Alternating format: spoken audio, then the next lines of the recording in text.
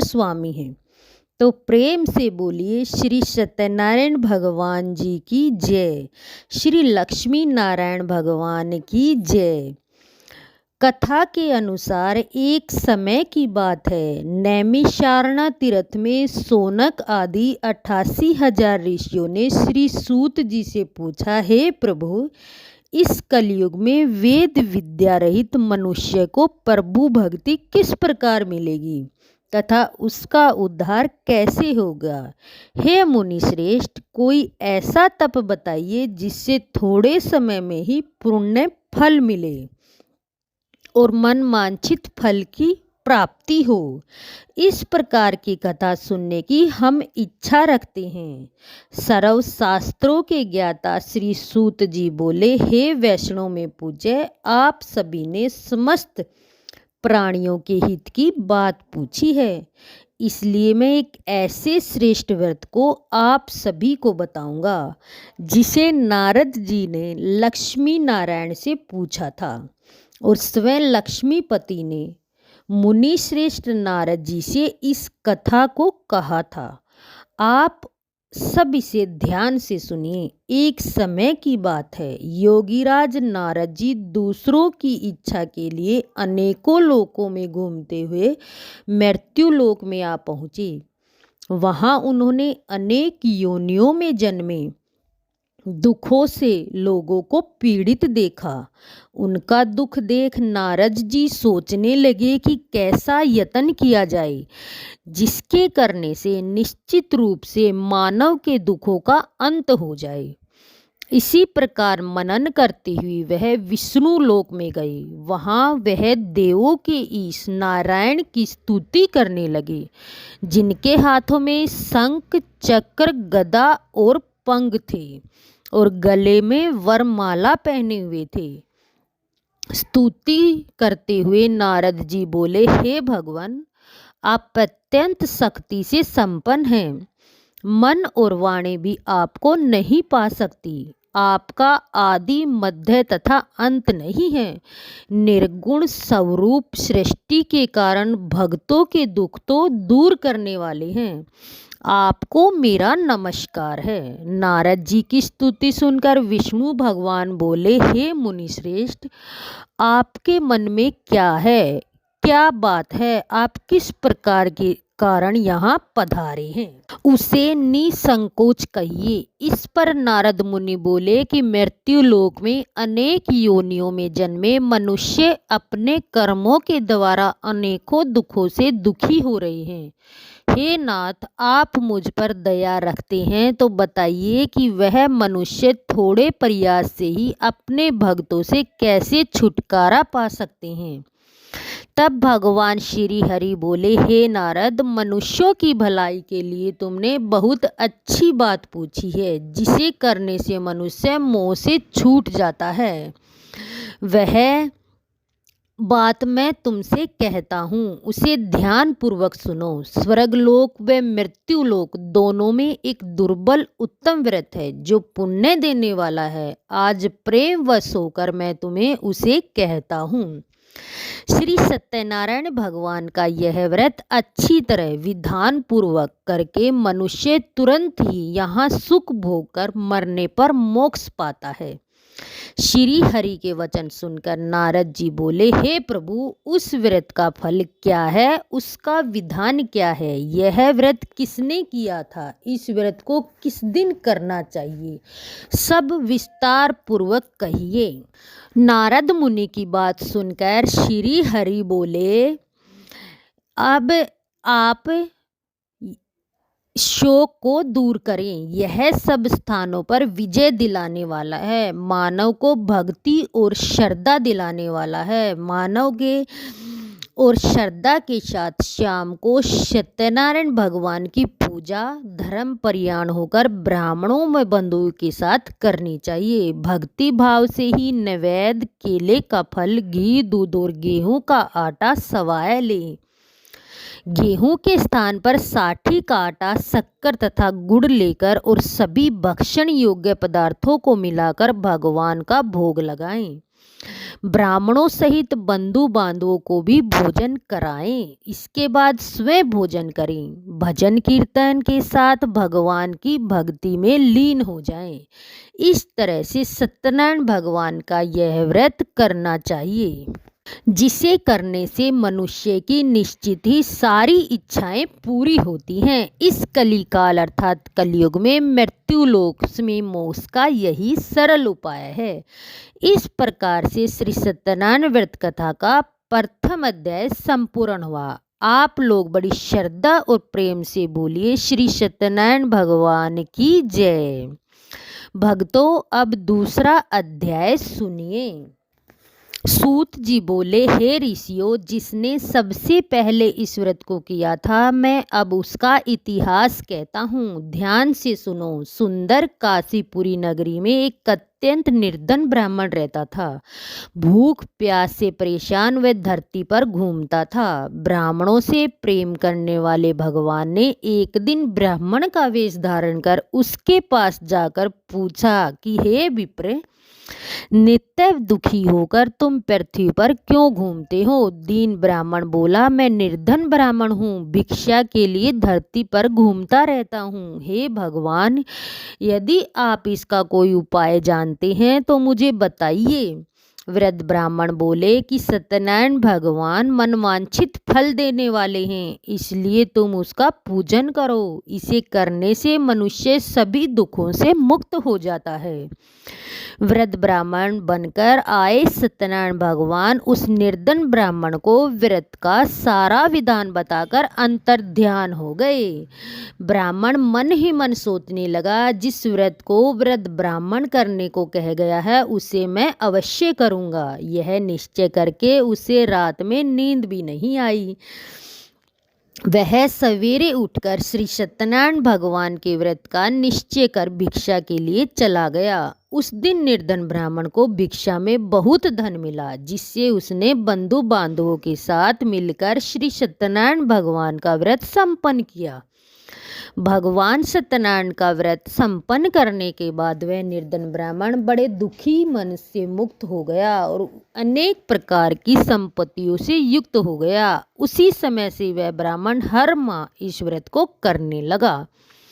इस तरह से सत्यनारायण भगवान के व्रत को जो मनुष्य करेगा वह सभी प्रकार के पापों से मोक्ष को प्राप्त होगा। जो मनुष्य इस व्रत को करेगा वह दुखों से मुक्त हो जाएगा। सूत जी बोले, इस तरह से नारद जी ने नारायण जी का कहा हुआ श्री सत्यनारायण व्रत को मैंने तुमसे कहा है। हे विप्र, मैं अब और क्या कहूँ? ऋषि बोले, हे मुनीश्वर, संसार में उस विप्र से सुनकर और किस किस ने व्रत किया, हम सब इस बात को सुनना चाहते हैं। इसके लिए हमारे मन में श्रद्धा का भाव है।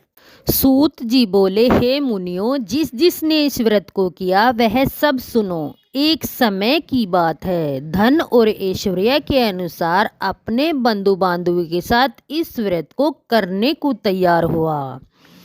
उसी समय एक लकड़ी बेचने वाला बूढ़ा आया और लकड़ियां बाहर रखकर अंदर ब्राह्मण के घर में गया।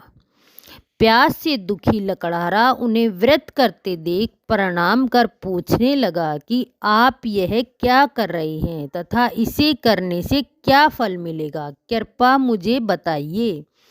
ब्राह्मण ने कहा कि हे राजन, सब मनोकामनाओं को पूरा करने वाला यह सत्यनारायण भगवान का व्रत है। इसकी कृपा से ही मेरे घर में धन धान्य आदि की वृद्धि हुई है।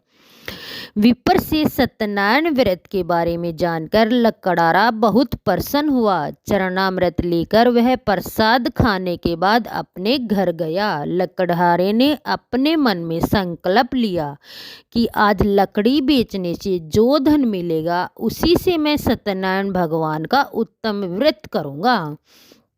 मन में इस विचार को लेकर बूढ़ा आदमी सिर पर लकड़ियां रखकर उस नगर में बेचने गया जहां धनी लोग ज्यादा रहते थे।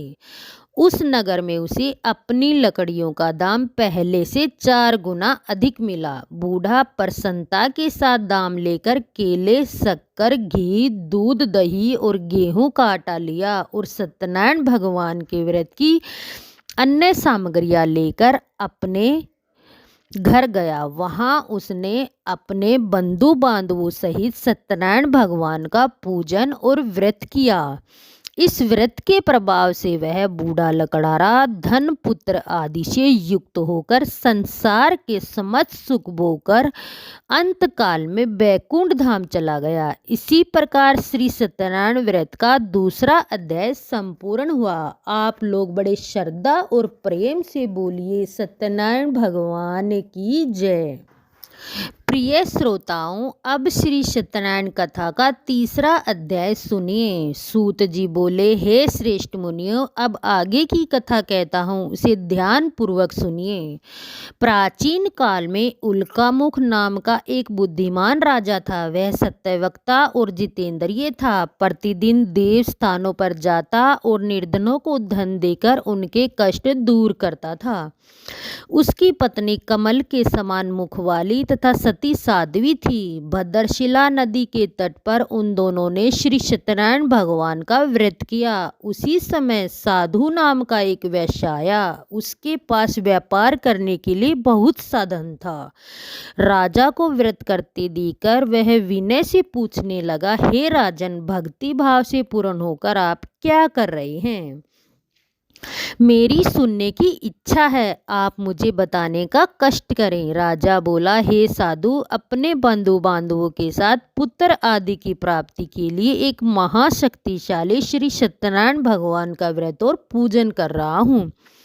राजा के वचन सुनकर साधु आदर से बोला, हे राजन, मुझे इस व्रत का सारा विधान कहिए। आपके कथा अनुसार मैं इस व्रत को करूँगा। मेरी भी कोई संतान नहीं है और इस व्रत के करने से निश्चित रूप से मुझे संतान की प्राप्ति होगी। राजा से व्रत का विधान सुनकर व्यापार से निवृत्त होकर वह अपने घर गया। साधु वैश्य ने अपनी पत्नी को संतान देने वाले इस व्रत का वर्णन कह सुनाया और कहा, जब मेरी संतान होगी तब मैं इस व्रत को अवश्य करूँगा। साधु ने इस तरह के वचन अपनी पत्नी लीलावती से कहे। एक दिन लीलावती पति के साथ आनंदित हो सांसारिक धर्म में प्रवृत्त होकर श्री सत्यनारायण भगवान की कृपा से गर्भवती हो गई। 10वें महीने में उसके गर्भ से एक सुंदर कन्या ने जन्म लिया। दिनों दिन वह ऐसे बढ़ने लगी जैसे शुक्ल पक्ष का चंद्रमा बढ़ता है। माता पिता ने अपनी कन्या का नाम कलावती रखा। एक दिन लीलावती ने मीठे शब्दों में अपने पति को याद दिलाया कि आपने सत्यनारायण भगवान के जिस व्रत को करने का संकल्प किया था उसे करने का समय आ गया है। साधु बोला, हे विप्र, इस व्रत को मैं इसके विवाह पर करूँगा। इस प्रकार अपनी पत्नी को आश्वासन देकर वह नगर को चला गया। कुछ वर्षों के पश्चात कलावती शादी के योग्य हो गई। साधु ने एक बार नगर में अपनी कन्या को सखियों के साथ देखा तो तुरंत ही पुरोहित को बुलाया और कहा, मेरी कन्या के लिए योग्य वर देख कर आओ। साधु की बात सुनकर पुरोहित कंचन नगर में पहुंचा और वहां देखभाल कर लड़की के लिए सुयोग्य वर ढूंढा। साधु ने बंधु बांधवों को बुलाकर अपनी पुत्री का विवाह कर दिया। लेकिन दुर्भाग्य की बात है कि साधु ने अभी भी सत्यनारायण भगवान का व्रत नहीं किया। इसी पर सत्यनारायण भगवान क्रोधित हो गए और श्राप दिया कि साधु को अत्यधिक दुख मिले। अपने कार्य में कुशल साधु बनिया जमाई को लेकर समुद्र के पास स्थित रत्नापुर नगर में गया। वहां जाकर साधु दामाद दोनों मिलकर चंद्रकेतु नामक राज्य के नगर में व्यापार करने लगे। एक दिन भगवान श्री सत्यनारायण की माया से एक चोर राजा का धन चुराकर भाग रहा था। उसने राजा के सिपाहियों को अपना पीछा करते देख चुराया हुआ धन वहां रख दिया जहां साधु अपने जमाई के साथ ठहरा हुआ था।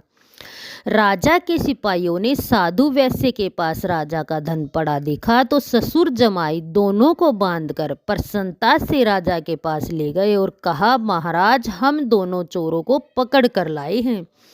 आप आगे की कार्रवाई के लिए आज्ञा दीजिए। राजा की आज्ञा से उन दोनों को कारावास में डाल दिया गया और उनका सारा धन भी उनसे छीन लिया गया। श्री सत्यनारायण भगवान के श्राप से साधु की पत्नी भी बहुत दुखी हुई। घर में जो धन रखा था चोर चुरा कर ले गए। शारीरिक तथा मानसिक पीड़ा व भूख प्यास से अति दुखित होकर कलावती एक ब्राह्मण के घर गई।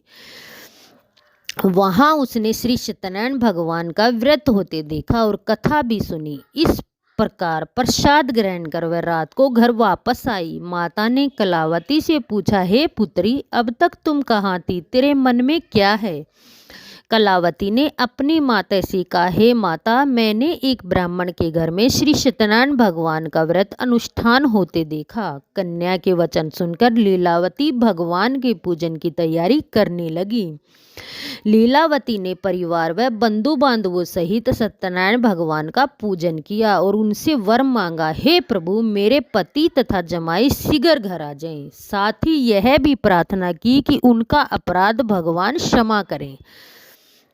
श्री सत्यनारायण भगवान इस व्रत से संतुष्ट हो गए और राजा चंद्रकेतु को स्वप्न में दर्शन देकर कहा, हे राजन, तुम उन दोनों वैश्य को छोड़ दो, नहीं तुम उनका जो धन लिया है वो भी उन्हें वापस कर दो। अगर ऐसा नहीं किया तो मैं तुम्हारा धन, राज्य, संतान सभी को नष्ट कर दूंगा। राजा की ये कथा सुनकर सत्यनारायण भगवान अंतर्ध्यान हो। प्रातःकाल सभा में राजा ने अपना स्वप्न सुनाया। फिर बोले, वणिक पुत्रों को कैद से मुक्त कर सभा में लाओ। दोनों ने आते ही राजा को प्रणाम किया। राजा अत्यंत मधुर वाणी से बोला, हे महानुभाव, दुर्भाग्य से ऐसा कठिन दुख तुम्हें प्राप्त हुआ, लेकिन अब तुम्हें कोई भय नहीं है। ऐसा कहकर राजा ने उन दोनों को नए वस्त्र और आभूषण पहनाए और जितना धन उनका लिया था उसे दोगुना धन देकर वापस कर दिया। दोनों वैश्य अपने घर को चले गए। इस प्रकार से सत्यनारायण व्रत कथा का तीसरा अध्याय यहीं पर संपूर्ण हुआ। बड़े श्रद्धा और प्रेम से बोलिए सत्यनारायण भगवान की जय। आइए अब श्री सत्यनारायण भगवान की कथा का चौथा अध्याय सुनते हैं। श्री सूत जी बोले, वैश्य ने मंगलाचार कर अपनी यात्रा आरंभ की और अपने नगर की ओर चल दिए। उसके थोड़ी दूर बाद जाने के बाद एक दंडी वेशधारी श्री सत्यनारायण भगवान ने उससे पूछा, हे साधु, तेरी नाव में क्या है? व्यापारी हंसता हुआ बोला, हे दंडी, आप क्यों पूछती हूँ? क्या धन लेने की इच्छा है? मेरी नाव में तो बेल और पत्ते भरे हैं। वैश्य के कठोर वचन सुनकर दंडी बने श्री सत्यनारायण भगवान बोले, तुम्हारा वचन सत्य हो। दंडी ऐसा वचन कहकर वहां से दूर चले गए और कुछ दूर जाकर समुद्र के किनारे बैठ गए। दंडी के जाने के बाद साधु वैश्य ने नित्य क्रिया के पश्चात नाव को ऊंची उठती देखकर आश्चर्यचकित हो उठा और नाव में बेल और पत्ते आदि देकर मूर्छित हो वहीं पर गिर पड़ा। मूर्छा खुलने पर अत्यंत शोक में डूब गया। तब उसका दामाद बोला, पिताजी, आप शोक न करें, यह दंडी का श्राप है, इसलिए हमें उसकी शरण में चलना चाहिए, तभी हमारी मनोकामना पूरी होगी। दामाद की बात सुनकर वह दंडी के पास पहुंचा और अत्यंत विमरता एवं भक्ति के भाव से प्रणाम करके बोला, हे महाराज, मैंने आपसे जो असत्य वचन कहे हैं उनके लिए मुझे क्षमा कर दीजिए।